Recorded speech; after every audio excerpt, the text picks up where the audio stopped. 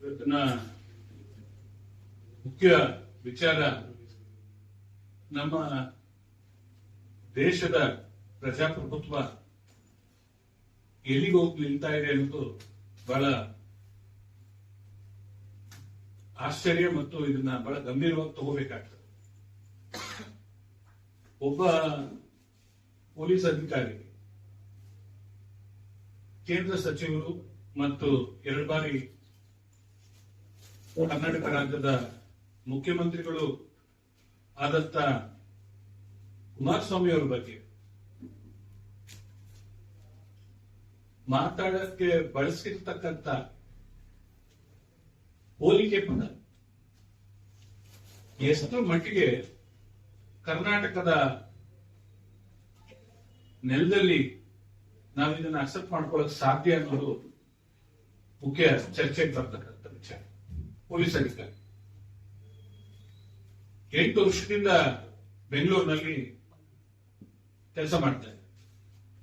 ಬಹಳ ಇಷ್ಟ ಇವರಿಗೆ ಕರ್ನಾಟಕ ಮತ್ತು ಬೆಂಗಳೂರು. 8 ವರ್ಷದಿಂದ ಎಷ್ಟು ಪ್ರಭಾವಿ ಅಧಿಕಾರಿ. 8 ವರ್ಷದಿಂದ ಟ್ರಾನ್ಸ್ಫರ್ಗಳೇ ನೋಡದೆ ಬೆಂಗಳೂರಿನಲ್ಲೇ ಇದ್ದಾರೆ. ಬಹಳ ಇಷ್ಟ ಇವರಿಗೆ ಕರ್ನಾಟಕ ಮತ್ತು ಬೆಂಗಳೂರು. ಇವರು ಕರ್ನಾಟಕ ಜನರ ಟ್ಯಾಕ್ಸ್ ನಲ್ಲಿ ಸಂಬಳ ಕೊಡ್ತಕ್ಕಂಥ, ಸಂಬಳ ಪಡಿತಕ್ಕಂಥ ಅಧಿಕಾರಿಯಾಗಿದ್ದಾರೆ ಕೆಲಸ ಮಾಡಿ. ಇಲ್ಲಿ ಕನ್ನಡ ನಾಡಿನ ಜನನಾಯಕರ ಬಗ್ಗೆ ಮಾಡ್ತಿರತಕ್ಕಂಥ ಒಂದು ಹೋಲಿಕೆ ಪದಗಳು ಮತ್ತು ಒಂದು ಆರೋಪಗಳೇನಿದೆ, ಇವ್ರಿಗೆ ಯಾವ ಸ್ಪೆಷಲ್ ಕಾನೂನಿದೆ ಅಂತ ನನಗೆ ಗೊತ್ತಿಲ್ಲ. ಇವರು ಮಾತಾಡ್ತಾರೆ. ಇದು ಒಬ್ಬ ಪೊಲೀಸ್ ಅಧಿಕಾರಿ ತನ್ನ ಲಿಮಿಟೇಷನ್ ಏನು, ತಾನು ಏನ್ ಮಾಡ್ಬೋದಾಗಿತ್ತು, ಅದನ್ನ ಇವ್ರು ಮಾಡಿದ್ರೆ ನಾವೀಗ ಪ್ರಶ್ನೆ ಬರ್ತಿರ್ಲಿಲ್ಲ. ಕುಮಾರಸ್ವಾಮಿ ಅವರು ಪ್ರಶ್ನೆ ಮಾಡಿರೋದು ನಿಜ. ವೈರಿಕಾವಲ್ ಹತ್ರ 32 ಅಂತಸ್ತಿನ ಅಪಾರ್ಟ್ಮೆಂಟ್ ಏನೋ ಕಮರ್ಷಿಯಲ್ ಬಿಲ್ಡಿಂಗ್ ಕಟ್ತಾ ಇದ್ದಾರೆ.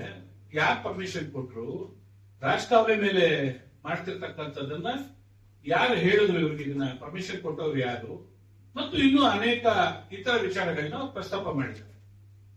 ಅರೆ, ಒಬ್ಬ ಜನನಾಯಕನ ಕೆಲಸನೇ ಅದು. ಯಾರು ಎಲ್ಲಿ ತಪ್ಪು ಮಾಡ್ತಾರೆ ಅದನ್ನ ಸಾರ್ವಜನಿಕರ ಮುಂದೆ ಇರ್ತಕ್ಕಂಥದ್ದು ಜನನಾಯಕನ ಕೆಲಸ. ಆದ್ರೆ ಈತ ಮಾಡಿರೋದೇನು, ಚಂದ್ರಶೇಖರ್ ಮಾಡಿರ್ತಕ್ಕಂಥದ್ದು ಅತ್ಯಂತ ಪ್ರಜಾಪ್ರಭುತ್ವ ತಲೆ ತಗ್ಸ್ತಕ್ಕಂಥ ವಿಚಾರ. ಇವರು ಹೆಚ್ಚು ಅಂದ್ರೆ ಚೀಫ್ ಸೆಕ್ರೆಟರಿಗೆ ಒಂದು ಕಂಪ್ಲೇಂಟ್ ಬರೀಬಹುದಾಗಿತ್ತು. ನನಗೆ ಹಿಂಗೆ ಟಾರ್ಗೆಟ್ ಮಾಡಿದ್ದಾರೆ, ಈ ತರ ಆಗಿದೆ ಅಂತೇಳಿ ಅವರು ಹಿರಿಯ ಅಧಿಕಾರಿಗಳ ಗಮನ ತರಬೇಕಾಗಿತ್ತು. ಇನ್ನೂ ಮೀರಿ ಹೋಗೋದಾದ್ರೆ ಕೋರ್ಟ್ ಇದೆ, ಮಾನನಷ್ಟಕ್ಕೆ ಹೋಗ್ಬೋದಾಗಿತ್ತು. ಇವ್ರಿಗೆ ಕರ್ನಾಟಕ ನೆಲದ ಸಂಬಳ ಬೇಕು, ಇಲ್ಲಿ ಜನನಾಯಕರ ಬಗ್ಗೆ ಗೌರವ ಕೊಡ್ತಕ್ಕಂಥದ್ದು ಅಥವಾ ಇಲ್ಲಿ ಕಾನೂನ್ನ ಪಾಲಿಸ್ತಕ್ಕಂಥದ್ದು ಇವ್ರ ಕರ್ತವ್ಯ ಅಲ್ವಾ? ಇವ್ರಿಗೆ ಯಾರಿಗೆ ಪರ್ಮಿಷನ್ ಕೊಟ್ಟಿದ್ದಾರೆ? ರಾಜ್ಯಪಾಲರ ಕಚೇರಿನ ಸರ್ಚ್ ಮಾಡಕ್ಕೆ ಅಥವಾ ಅವರ ತನಿಖೆ ಮಾಡಕ್ಕೆ ಈತ ಲೆಟರ್ ಬರೀತಾರೆ ಸಂಬಂಧಪಟ್ಟ ಇಲಾಖೆಗೆ. ಯಾರಿಗೆ ಪರ್ಮಿಷನ್ ಕೊಟ್ಟಿದ್ದಾರೆ ಇವರಿಗೆ? ಒಬ್ಬ ಗವರ್ನರ್ನ ಪ್ರಶ್ನಿಸ್ತಕ್ಕಂಥದ್ದು. ಗವರ್ನರ್ ಅಂದ್ರೆ ಆತ ಪ್ರೆಸಿಡೆಂಟ್ ನ ಒಬ್ಬ ರೆಪ್ರೆಸೆಂಟೇಟಿವ್.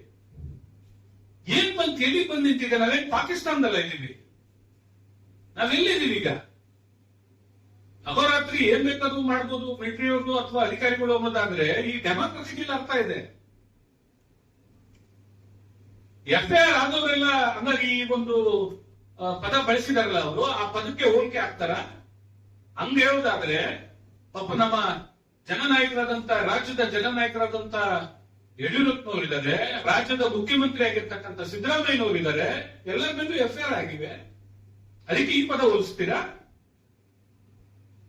ಯಾರು ನಿಮ್ ಲಿಮಿಟೇಷನ್ಗಳನ್ನ ನೀವು ಅರ್ಥ ಮಾಡ್ಕೊಂಡ್ರೆ ಮಾತಾಡಕ್ಕೆ ನಿಮ್ಗೆ ಇಷ್ಟ ಸಲಹೆ ಕೊಟ್ಟಿರೋರು ಯಾರು? ಕನ್ನಡದ ಸಂಬಳ ಬೇಕು ನಿಮ್ಗೆ? ಕನ್ನಡ ನಾಯಕರುಗಳ ಬಗ್ಗೆ ನಿಮ್ಗೆ ಗೌರವ ಇಲ್ವಾ?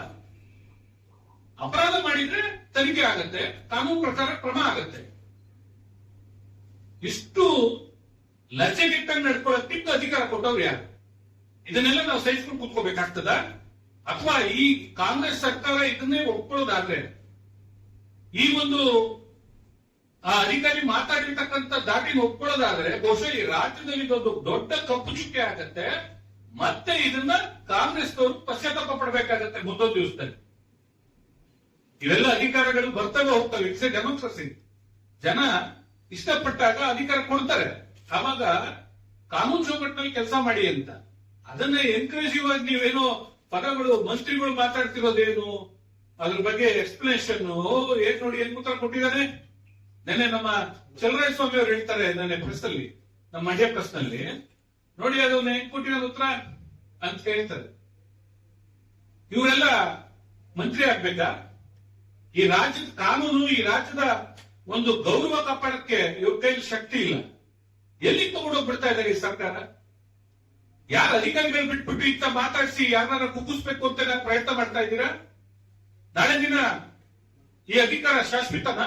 ನಾಳೆ ದಿನ ಮತ್ತೆ ಬರೋಲ್ವಾ ಬೇರೆ ಸನ್ನಿವೇಶಗಳು? ಆಯ್ತು, ಇನ್ನು 3 ವರ್ಷಕ್ಕೆ ಚುನಾವಣೆ ಬರೋದೆ. ಎಲ್ಲಿಗೆ ಹೋಗಿ ನಿಲ್ಸಕ್ ಮಾಡಿದ್ದೀರಿ ನಮ್ಮ ರಾಜ್ಯನ? ಕಳೆದ 2 ವರ್ಷಗಳಿಂದ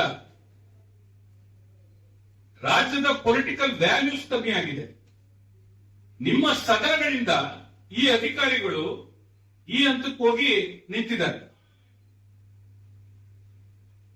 ಮುಂದೆ ಕಾಂಗ್ರೆಸ್ನವರು ಇದಕ್ಕೆ ಬಹಳ ದೊಡ್ಡ ಬೆಲೆ ತರಬೇಕಾಗುತ್ತೆ. ಒಬ್ಬ ಸರ್ಕಾರಿ ಅಧಿಕಾರಿ ಈ ಬಿಳಿ ಹಾಳೆಯಲ್ಲಿ ತನ್ನ ಕೊಲೀಗ್ಸ್ಗೆ ಬರೀತಕ್ಕಂಥ ಪತ್ರ ಇದು. ಬಿಳಿ ಹಾಳೆಯಲ್ಲಿ ತನ್ನ ಲೆಟರ್ ಇಲ್ಲ. ಇದು ಆದೇಶ ಕೊಡ್ತಕ್ಕಂಥದ್ದು, ಸ್ಥೈರ್ಯ ತುಂಬತಕ್ಕಂಥದ್ದು. ಏನ್ ಮಾಡಿಸ್ಕೊಟ್ಟಿದ್ದೀರಿ ನಮ್ಮ ರಾಜ್ಯದ ಗೌರವನ? ಇಡೀ ವ್ಯವಸ್ಥೆಗೆ ತಲೆ ತಗ್ಸ್ಬೇಕಾದ ಪರಿಸ್ಥಿತಿ ತಂದು ಬಿಟ್ಟಿದ್ದೀರಲ್ಲ. ನಾನು ಈ ಮೂಲಕ ಹೇಳೋದಿಷ್ಟೇ, ಲೋಕಾಯುಕ್ತ ಮಾನ್ಯ ನ್ಯಾಯಾಧೀಶರು BS ಪಾಟೀಲ್ ಅವರು ಇದನ್ನ ಗಮನಿಸಬೇಕಾಗ್ತದೆ. ಇದೆಲ್ಲೋ ಒಂದ್ ಕಡೆಗೆ ಪ್ರಜಾಪ್ರಭುತ್ವದ ಅಣುಕು. ನೀವು ಈ ವ್ಯವಸ್ಥೆನ ಸರಿ ಮಾಡದೇ ಇದ್ರೆ ಮುಂದೆ ನಮ್ಮ ರಾಜ್ಯಕ್ಕೆ ಗೌರವ ಬರಲ್ಲ.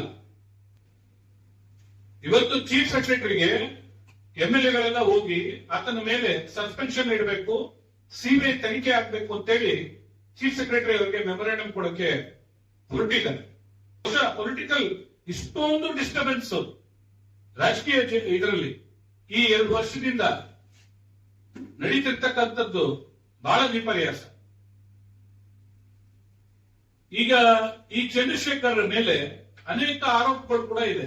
ಅದರ ಯಾರು ಅದನ್ನು ಪ್ರಶ್ನಿಸಬಾರ್ದ? ADGP ಆಗಿದ್ದೀರಾ ಅಂತ ನಿಮ್ನ ಯಾರು ಪ್ರಶ್ನಿಸಬಾರ್ದ? ಎಷ್ಟು ಕಂಪ್ಲೇಂಟ್ಗಳಿದೆ ಸರ್ ನಿಮ್ಮ ಮೇಲೆ? ಯಾವ್ಯಾವ ಕಥೆಗಳಿದೆ? ಎಲ್ಲ ಇಲ್ಲಿದೆ ದಾಖಲೆಗಳು. ಎಷ್ಟು ಕಂಪ್ಲೇಂಟ್ ಇದೆ, ಯಾವ್ಯಾವ ಎಡವಟ್ಟುಗಳು ನೀವು ಮಾಡಿದಿರಿ, ಎಲ್ಲವೂ ಇದೆ ಇಲ್ಲಿ. ನಾನು ಅದ್ರ ಬಗ್ಗೆ ಪ್ರಸ್ತಾಪ ಮಾಡಕ್ ಹೋಗೋದಿಲ್ಲ. ಕೋರ್ಟ್ ಆದೇಶ ಆಗಿದೆ ನಿಮ್ಮ ತನಿಖೆ ಮಾಡಿ ಅಂತ. ನೀವು ಇನ್ನೊಬ್ಬರ ಬಗ್ಗೆ ಇಷ್ಟಪಡುವಾಗ ಮಾತ್ರ, ಅದು ಒಬ್ಬ ಜನನಾಯಕನ ಬಗ್ಗೆ. ಇದನ್ನ ಸಹಿಸಿಕೊಳ್ಳೋ ಪ್ರಶ್ನೆ ಇಲ್ಲ. ನಾನು ಈ ಮೂಲಕ ಮಾನ್ಯ ಚೀಫ್ ಸೆಕ್ರೆಟರಿ ಅವ್ರನ್ನ ರಿಕ್ವೆಸ್ಟ್ ಮಾಡ್ತೀವಿ, ಒಂದು ವೇಳೆ ಇದಕ್ಕೇನಾದ್ರು ನೀವು ಆಸ್ಪದ ಕೊಟ್ರೆ ಬಹಳ ದೊಡ್ಡ ತಪ್ಪುಗಳು ಆಗ್ತದೆ ಅಂತ ನಾನು ಈ ಮೂಲಕ ಹೇಳ್ತಾ, ಕೂಡಲೇ ಅವ್ರನ್ನ ಸಸ್ಪೆನ್ಷನ್ ಇಡಬೇಕು, ಆತನ ಮೇಲೆ ಎನ್ಕ್ವೈರಿ ಮಾಡಬೇಕು. ಇಷ್ಟೊಂದು ಅಧಿಕಾರ ಅವರಿಗೆ ಯಾರು ಕೊಟ್ಟಿದ್ದು ಅಥವಾ ಯಾವ ಸದನದ ಮೇಲೆ ಈತ ಇಷ್ಟೆಲ್ಲ ಮಾತಾಡ್ತಾ ಇದ್ದಾರೆ, ಅದೆಲ್ಲವೂ ಚರ್ಚೆ ಆಗ್ಬೇಕು ಮತ್ತು ತನಿಖೆ ಆಗ್ಬೇಕು. ಇದೆಲ್ಲ ಒಂದ್ ಕಡೆ ನಮ್ಗೆ ಏನ್ ಅನ್ಸ್ಬಿಟ್ಟಿದೆ ಅಂದ್ರೆ ಏನು ಯಾರ್ಯಾರ ಲಿಮಿಟೇಷನ್ ಏನು ಅನ್ನೋದು ನಮ್ಗೆ ಅರ್ಥ ಆಗ್ತಾ ಇಲ್ಲ. ಹಾಗಾಗಿ ರಾಜ್ಯಪಾಲರು ಕೂಡ ಇದರ ಮೇಲೆ ಕ್ರಮ ತಗೋಬೇಕು. ಮುಖ್ಯವಾಗಿ ಈ ಲೋಕಾಯುಕ್ತ ನ್ಯಾಯಮೂರ್ತಿಗಳಾದಂತ BS ಪಾಟೀಲ್ ಅವರು ಕೂಡ ಇದನ್ನ ಪ್ರಜಾಪ್ರಭುತ್ವದ ಅಣುಕು ಅಂತ ಕನ್ಸಿಡರ್ ಮಾಡಿ ಅವರಿಗೆ ಕರೆಸಿ ಸಲಹೆ ಕೊಡಬೇಕಾಗ್ತದೆ. ಈ ರೀತಿ ಕನ್ನಡ ನಾಡಿನ ನಾಯಕರುಗಳ ಬಗ್ಗೆ ಇಷ್ಟು ಕೇವಲವಾಗಿ ಮಾತಾಡ್ತಾರೆ ಅನ್ನೋದಾದ್ರೆ ಇದನ್ನು ಒಪ್ಪಳಕ್ ಸಾಧ್ಯನೇ ಇಲ್ಲ. ಆತನ ಮೇಲೆ ಕ್ರಮ ಆಗ್ಬೇಕು ಅಂತ ನಾನು ಈ ಮೂಲಕ ಹೇಳಿ ಮಾತು ಮುಗಿಸ್ತೇನೆ. ಆತ ವಿದ್ಯಾವಂತ ಪೊಲೀಸ್ ಅಧಿಕಾರಿ, 2 ಬಾರಿ ಮುಖ್ಯಮಂತ್ರಿ ಆಗಿರ್ತಕ್ಕಂಥ, ಕೇಂದ್ರ ಸಚಿವರಾಗಿರ್ತಕ್ಕಂಥವ್ರ ಬಗ್ಗೆ ಹೋಲಿಕೆ ಮಾಡ್ಕೊಳ್ಳೋ ಪದಗಳಾದ್ರು. ಆ ಹೆಸರು ತನ್ನ ಲೆಟರ್ ನಲ್ಲಿ ಕೂಡ ಹೆಸರು ಮೆನ್ಷನ್ ಮಾಡಿದ್ದಾನೆ. ಈ ವಿಚಾರವಾಗಿ ಆ ಹೋಲಿಕೆನ ಪ್ರಸ್ತಾಪ ಮಾಡಿರ್ತಕ್ಕಂಥದ್ದು. ಅದಕ್ಕೆ ಹೇಳಿದ್ದು, ಇದು ಬರೇ ಕುಮಾರಸ್ವಾಮಿ ಅವರೊಬ್ಬರಿಗೆ ಅನ್ವಯಿಸಲ್ಲ. FIR ಯಾರ್ಯಾರಿಗೆ ಆಗಿದೆ ಈ ರಾಜ್ಯದ ಲೀಡರ್ಗಳು ಎಲ್ಲರಿಗೂ ಅನ್ವಯಿಸುತ್ತಿದ್ದು. ಆ ಸೂಕ್ಷ್ಮನೇ ನಾನು ಮಾತಾಡಿದ್ದು. ಈ ರಾಜ್ಯದ 2 ಬಾರಿ ಮುಖ್ಯಮಂತ್ರಿ ಆಗಿದ್ದವ್ರನ್ನ, ಹಾಲಿ ಕೇಂದ್ರದಲ್ಲಿ ಸಚಿವರಾಗಿದ್ದವ್ರನ್ನ, ಅದರಲ್ಲೂ ವಿಶೇಷವಾಗಿ ಮಂಡ್ಯ ಜಿಲ್ಲಾ ಸಂಸತ್ ಸದಸ್ಯರು ಅವಮಾನ ಮಾಡ್ತಕ್ಕಂಥ ರೀತಿಯಲ್ಲಿ ಪತ್ರ ಬರೆದಿರ್ತಕ್ಕಂಥದ್ನ ನಮ್ಮ ಮುಂದೆ ಇದೆ. ಅಧಿಕಾರದ ಹಣದ ಮದ ಆತನಿಗೆ ಹೆಚ್ಚಾಗಿದೆ. ನಾನು ಪ್ರಶ್ನೆ ಮಾಡ್ತಾ ಇದ್ದೀನಿ, ಇವತ್ತು ಪ್ರತಿಷ್ಠಿತ ಕಂಪನಿಗಳ ಸಿಇಒಗಳು ವಾಸ ಮಾಡ್ತಕ್ಕಂಥ ಜಾಗದಲ್ಲಿ ನಿಮ್ಮ ಕುಟುಂಬ ತಾವು ವಾಸ ಮಾಡ್ತಾ ಇದ್ದೀರಲ್ಲ, ಅದಕ್ಕೆ ದುಡ್ಡನ್ನ ಎಲ್ಲಿಂದ ತಂದ್ರಿ, ಎಲ್ಲಿಂದ ಬಂತು? ನಮ್ಮ ಓಲ್ಡ್ ಏರ್ಪೋರ್ಟ್ ಇದೆ, ಎಚ್ ಎಲ್ ಭಾಗದಲ್ಲಿ ಎಪ್ಸಿಲಾನ್ ಅಂತ, ಎಪ್ಸಿಲಾನ್ ಎಪ್ಸಿಲಾನ್ ಅಂತ ಒಂದು ಗೇಟೆಡ್ ಕಮ್ಯುನಿಟಿ. ಬೆಂಗಳೂರಿನಲ್ಲಿ ಇರ್ತಕ್ಕಂಥ, ಬಾಂಬೆನಲ್ಲಿ ಇರ್ತಕ್ಕಂಥ ಬಹುತೇಕ ಸಿಇಒಗಳು ಅಲ್ಲಿ ವಾಸ ಮಾಡ್ತಕ್ಕಂಥ ಜಾಗ. ಇವ್ರದ್ದು 1 ಎಕರೆನಲ್ಲಿ ಇವ್ರದ್ದು ವಿಲ್ಲಾ ಇದೆ. ಅಲ್ಲಿ 3 ಬೆಡ್ರೂಮ್ ನೀವು ವೆಬ್ಸೈಟ್ ತೆಗೆದು ನೋಡಿದ್ರೆ, ಒಂದು 3 ಬೆಡ್ರೂಮ್ ನ ಬೆಲೆ 25 ಕೋಟಿ ಮೇಲೆ. ಅಲ್ಲಿ ವಾಸ ಮಾಡ್ಬೇಕು ಅಂದ್ರೆ ಮೇಂಟೆನೆನ್ಸ್ ಚಾರ್ಜ್ 3 ರಿಂದ 4 ಲಕ್ಷ ಕೊಡ್ಬೇಕು. ಇವರು ಅಲ್ಲಿ ವಾಸ ಮಾಡ್ತಾ ಇದ್ದಾರೆ. ಇವರು ಇವತ್ತು ನಾಗಾವಾರ ಸರ್ವೆ ನಂಬರ್ 87ರಲ್ಲಿ ಏನ್ ಕುಮಾರಸ್ವಾಮಿ ಹೇಳಿದ್ರು, ರಾಜಕಾರಣಿಗಳು ಕಟ್ಟಿದ್ದಾರೆ ಅಂತಕ್ಕಂಥ ದಾಖಲೆ ನಾನು ಈಗ ಬೇಕಾದ್ರೆ ಕೊಡ್ತೀನಿ. 36 ಅಂತಸ್ತದ ಸುಮಾರು 3 ಬಿಲ್ಡಿಂಗ್ ಗಳನ್ನ ಕಟ್ತಾ ಇದ್ದಾರೆ. ಒಬ್ಬ IPS ಅಧಿಕಾರಿಯಾಗಿದ್ದಾಗ ಅವ್ರ ಶ್ರೀಮತಿ ಹೆಸರಲ್ಲಿ ಇರ್ಬೋದು. ಯಾಕೆ ಇವತ್ತು ಕೋರ್ಟ್ ನಲ್ಲಿ ಮಾನ್ಯ ಮುಖ್ಯಮಂತ್ರಿಗಳ ಶ್ರೀಮತಿಯವರ ಹೆಸರಲ್ಲಿ ಆಗಿರ್ತಕ್ಕಂಥ ಹಗರಣವನ್ನ ಮುಖ್ಯಮಂತ್ರಿಗಳು ತನಿಖೆ ಮಾಡ್ತಾ ಇದ್ದಾರೆ? ಇವರ ಶ್ರೀಮತಿಯಲ್ಲಿ ಇರ್ಬೋದು, ಅಪ್ಪನೇ ಕೊಟ್ಟಿರ್ಬೋದು. ಅವರು ಸಹ ಒಂದು ತಿಂಗಳು ಜೈಲಿಗೆ ಬಂದಿರ್ತಕ್ಕಂಥವ್ರು ಭ್ರಷ್ಟಾಚಾರದ ಆರೋಪದ ಮೇಲೆ. ಬೆಂಗಳೂರಿನಲ್ಲಿ ನನ್ನಂತ 2 ಸಾರಿ MLA ಆಗಿ 2 ಸಾರಿ ಗೆದ್ದು ಸೋತಿರ್ತಕ್ಕಂಥವ್ರಿಗೆ 40-60 ಮನೆ ಇಲ್ಲ. ಇವರು 1 ಎಕರೆ ಮನೆ ಕಟ್ಟಿರ್ತಾರೆ.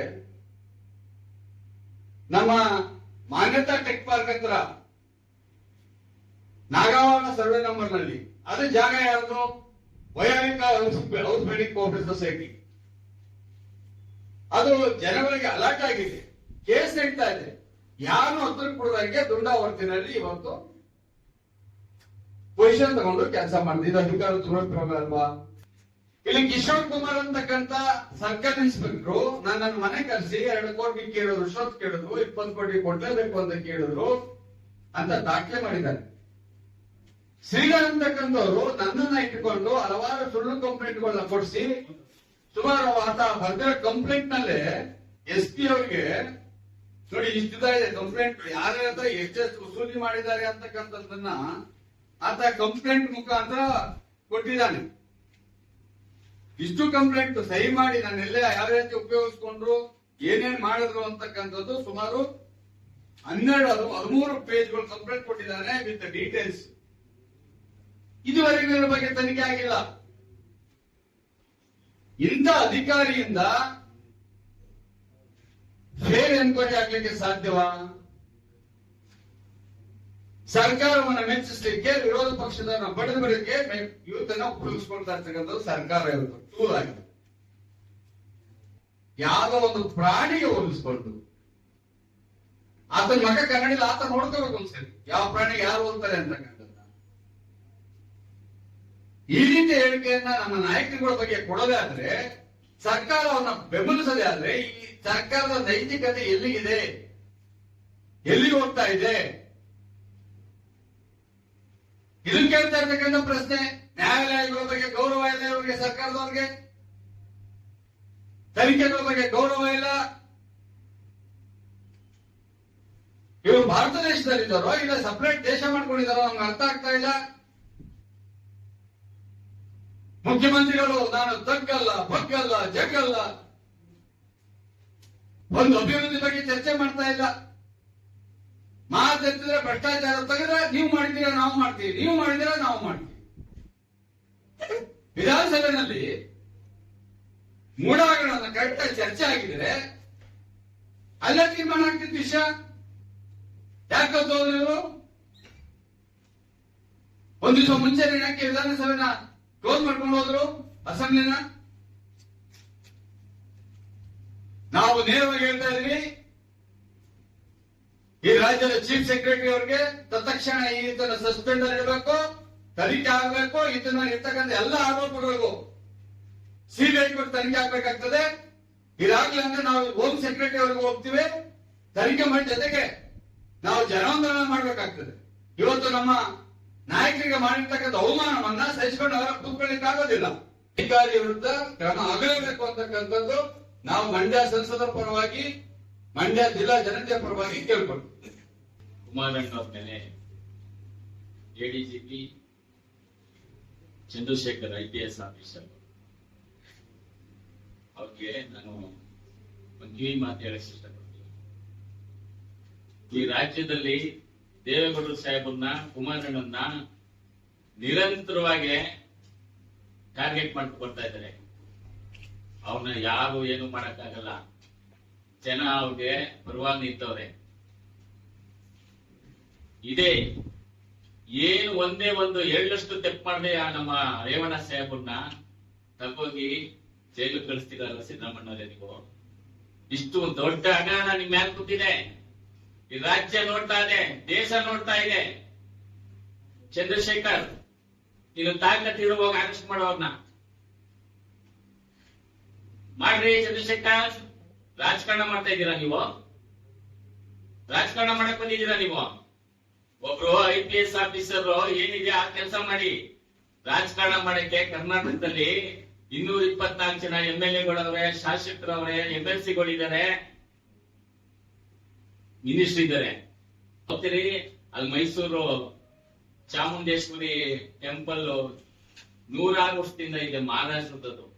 ಮಹಾರಾಷ್ಟ್ರ ಕೊಟ್ಟಿರೋ ಹೇಳಿ ಅದು ಆಸ್ತಿ ಆಗ್ಬೋದು, ದೇವಸ್ಥಾನ ಆಗ್ಬೋದು. ಇವತ್ತು 6 ಪೆಟ್ಟಿಗೆ ಚಿನ್ನ, ವಜ್ರ, ವೈಡೂರ್ಯ ಎಲ್ಲ ಬಿಟ್ಟವ್ರೆ. ಮಹಾರಾಜರು ಮಾಡಿರೋದು. ಕೊಡಿ ನೀವೊಂದ್ 2 ಪೆಟ್ಟಿಗೆ ಚಿನ್ನ, ವಜ್ರ, ವೈಡೂರ್ಯವಾ? ಅದ ಪ್ರಾಧಿಕಾರ ಮಾಡಕ್ ಹೋಗಿದ್ದೀರ, ಮಾಡ್ಬಿಟ್ರಿ. 300 ಕೋಟಿ ರೂಪಾಯಿ ದುಡ್ಡಿಟ್ಟವ್ರೆ ಚಾಮುಂಡೇಶ್ವರಿ ಟೆಂಪಲ್ ಸನ್ನಿಧಿಲಿ. 300 ಕೋಟಿ ಪ್ರಾಧಿಕಾರ ಮಾಡಿ ಮೂಡದಲ್ಲಿ ಹೆಂಗಿದೆ, ₹1 ಬಿಟ್ಟರೆ ಎಲ್ಲ ಲೂಟಿ ಆಗಿದೆಯಲ್ಲ. ಲೂಟಿ ಮಾಡಕ್ ಈಗ ಅಧಿಕಾರಿಗಳು ಕೊಟ್ಟಿದ್ದೀರಿ, ಅದು ಲೂಟಿ ಆಗೋಗುತ್ತೆ.